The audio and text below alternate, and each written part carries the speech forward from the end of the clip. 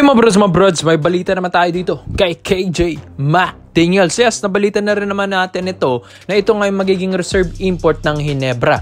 Pero ito pong San Miguel Beermen ay imbis na gawing reserve import lang ng Ginebra, why not kunin nila ito pong si KJ McDaniels? Yes, sa profile kasi ngayon ni KJ McDaniels, tumaas yung value nito. Bakit mga brods? Ito po kasing former NBA player na ito ay kaka-champion lang sa Indonesia. Yes mga kabrod, sa IBL League.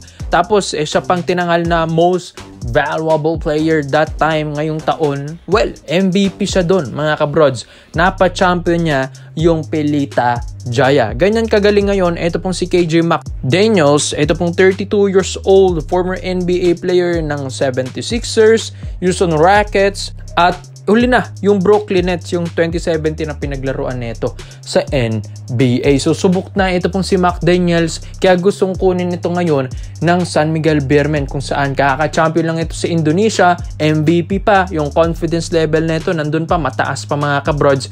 Kaya gusto nilang kunin ito. Kung fan din lang kayo ng mga NLEX, TNT, Meralco, well, si KJ McDaniels yun. Yes, siya yung mga naging import nila dati. Pero ngayon, iba na siya ngayon. Yes, napa-champion niya kasi sa Indonesia yung Pelita Jaya na dating team din dyan ni Justin Brownlee. Yes, mga kabrods, kaya malakas. Ito pong si McDaniels. Yes, kung alam nyo lang, ito na kasi yung pinaka-pick ng prime niya. So, imbis na kung sino-sino na namang import ang kukunin ng SMB, why not ito na lang si McDaniels na subok na, marami experience na sa PBA, nag-NBA player pa, nag-champion pa sa Indonesia. Why not ito na lang, di ba mga kabrods? Dahil habang nasa momentum pa itong si KJ McDaniels, baka mabigyan pa niya ng kampyonato rin ito pong SMB. Siyempre, yung focus na ito, yung goal na ito, ganun pa rin. Championship pa rin ang gusto nito. Pero kung babasihan din naman natin yung skill set nito ni McDaniels, kilala nyo na rin naman na siguro kung ano yung ginagawa nito ni KJ.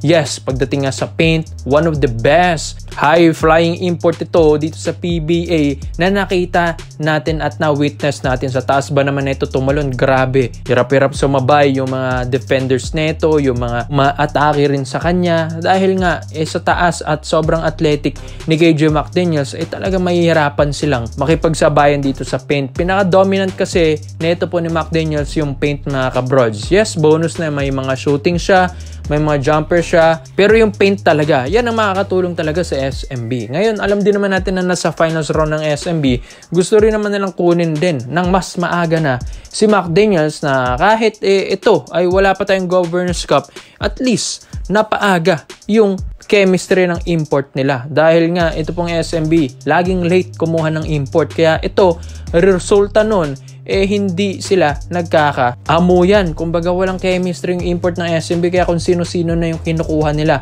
every season, di ba? Isang season, 4 na import yung palit nila. Kaya ito, maganda na mas maaga kunin nila si KJ McDaniels na isa sa mga gustong gawing reserve import ng Ginebra. Pero why not gawing official import ng San Miguel Beermen? Grabe rin naman mapapakita nito sa SMB. Defense, offense, maasahan mo ito. Lalong-lalo na sa paint. And may katulong pa si Junmar Fajardo. Pagdating naman sa scoring, ay wala ka rin masabi sa import na ito. Slasher rin naman ito pong si KJ McDaniels. Kaya ito pong SMB, kung gusto nila ng malakas na import, well, re-recommend ng mga reports and rumors natin na si KJ McDaniels ang kunin nila. Yes mga brods, baka nga ito na yung pinaka-tumagal na import sa kanila at baka mabigyan pa niya ng kampyonato ito pong San Miguel Beermen. Kaya komento mo lang ang opinion mo dito mga brods ha.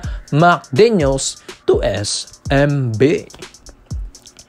Dito naman po tayo sa kabilang balita naman natin mga kabrods ha. Sa ating paparating kasi na PBA Rookie Draft 2025, ito kasi si Darren Mayo II, ang isa sa mga magpapadeclare na rin. Hindi nyo ba alam mga kabrods, 6'8" na point guard ang laruan nito. Tapos 27 years old lang, Phil-Am from Pampanga, from Inkster, Michigan din. Ito pong Phil-Am na ito. Yes, kumbaga yung laruan nito, iantulad ko ito kay Jamie Malonzo. Ito kasi yung gustong kunin naman ng Barangay Ginebra San Miguel sa ating paparating na rookie draft 2025. Hindi man masyadong kilala si Darren Mayo at hindi rin naman siyang isa sa mga pinoprospect nila sa first round. Well, sa second round ito mababanatan ng Barangay Ginebra San Miguel. Alam ko na balita na rin natin ito pong si Mayo kasi ay isa sa mga minamata ngayon ni na Coach Tim Cone and Boss Al Francis Chua. Yes, pagkatapos din kasi naglaro ito sa mga Seattle Mountaineers, sa ABA, sa ibang bansa na yan. Tapos, ito na, yung pinakahuling stint niya sa FIBA 3x3 sa Team Poso, mga kabros. Dito kasi siya mas nakilala at mas nakita ng mga netizens na parang okay. Ito pong si Darren Mayo. Kung makikita nyo naman yung skill set niyan, may handles, may shooting pa. Pero, ang pinaka downside lang neto ni Darren Mayo mga kabrods, yung tigas neto at depensa. Yun din siguro ang kailangan i-improve pa ni Mayo. Dahil okay na may handle siya, may shooting siya, tapos may height pa. 6'8" na kaya magdala ng bola at flexible at athletic din kahit papano. Yung tigas na lang ang i-improve dito ng Barangay Ginebra San Miguel at 27 years old lang din kasi si Mayo. Kaya yan ang gusto nila, bata-bata pa, may improve at may height. So maganda mga brods kung makuha nila ito pong si Darren Mayo, yung downside lang defense at tigas nito. Well, kayang-kaya naman niyang may improve yan dito sa PBA, lalong-lalo na sa Ginebra management. At hindi lang naman si Mayo ang gustong kunin ng Ginebra sa rookie draft 2025, ito rin si Kamaka Hepa. Ito mga brods, 6'10 naman ito na power forward. Biruin nyo, Darren Mayo, 6'8 point guard, tapos power forward, 6'10. Na ito pong si Kamaka Hepa na isa sa mga nagpa-declare rin dito sa ating PBA Rookie Draft 2025. Ang lalaki ng mga gustong kunin ngayon ng Ginebra. Dahil nga sa nangyari kay Chongson over Abarrientos, mas pipiliin na ngayon ng Ginebra.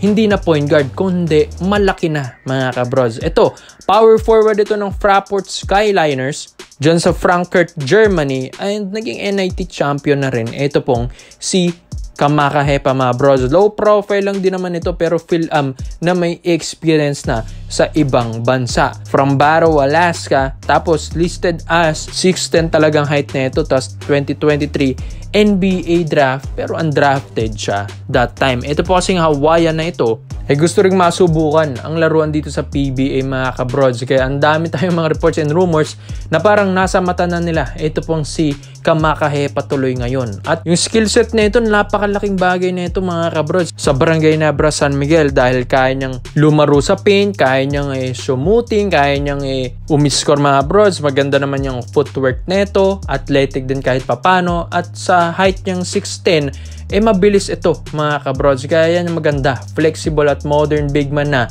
Ito pong si Kamaka Hepa. Kaya ang laking tulong nito para sa Barangay Ginebra dahil ang pinaka-weakness nga ng Ginebra ay big man position. Kaya tignan nyo ngayon, kahit maaga silang nagboborakay, kahit na-eliminate sila ng SMB sa semis, ito, nagluluto naman sila ng magagaling na rookies at ang lalaki pa. Kaya ito mga kabrods, 6'8" Darren Mayo plus 6'10" na si Kamaka Hepa ang isa sa mga gustong kunin ng Ginebra sa ating paparating na Rookie Draft 2025. Mas lalong lalakas na bang Ginebra dito?